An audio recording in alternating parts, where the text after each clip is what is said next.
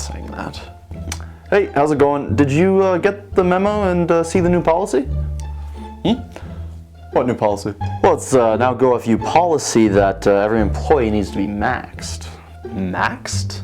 Yeah, it's this new corporate sponsor we have called Max Juice, and it's supposed to give you maximum energy or something like that, sort of like a boost to keep you healthy. You could call it a booster.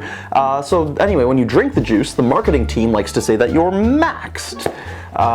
So anyway, you have to drink it or you lose access to all the things you normally do. That seems pretty extreme. How effective is it? Don't know, but that's not the important part. The important part is that you have to drink it. You can't possibly keep track of who has and hasn't been maxed. It's okay. I had an app made that will track who had the juice or not. Yeah, we hired a couple guys who seem nice. Only cost $50 million. What? That seems like a lot. Well, wait, you haven't heard. They have an indigenous employee. Not sure how that's relevant. Because there's so much overhead to running a bricks and mortars business here in Ottawa. Expenses relating to, indigenous employees that I have, indigenous consultants. Sir, you you don't have employees. There's two of you who are partners. I do. Yeah, and they're indigenous. You have two employees. That's what you told the committee. We call it the GoFU app. Of course you do. Is any of this legal? Well, it may not be, but that doesn't matter, because if any of you take us to court, we'll stop doing this before that happens, it will be declared moot, and we'll get off scot-free.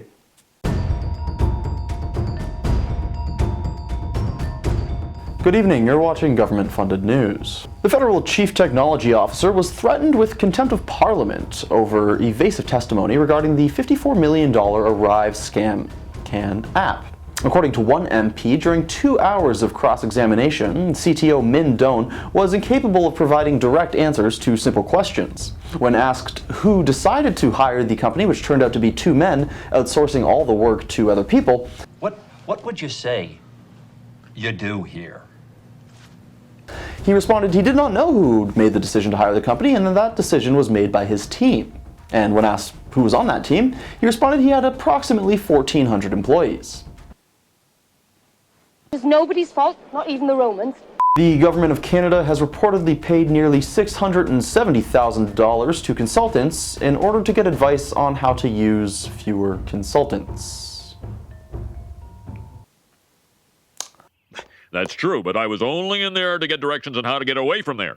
In response to a question about the increased cost of living for Canadians at a news conference on Friday, Prime Minister Justin Trudeau has said that his government has always exercised fiscal restraint. Can your government exercise fiscal restraint at such a time? What are those challenges? Well, first of all, we are a government that has always exercised fiscal restraint. That's a funny way of saying spent more money per Canadian than any other prime minister in history. What exactly does Canada want?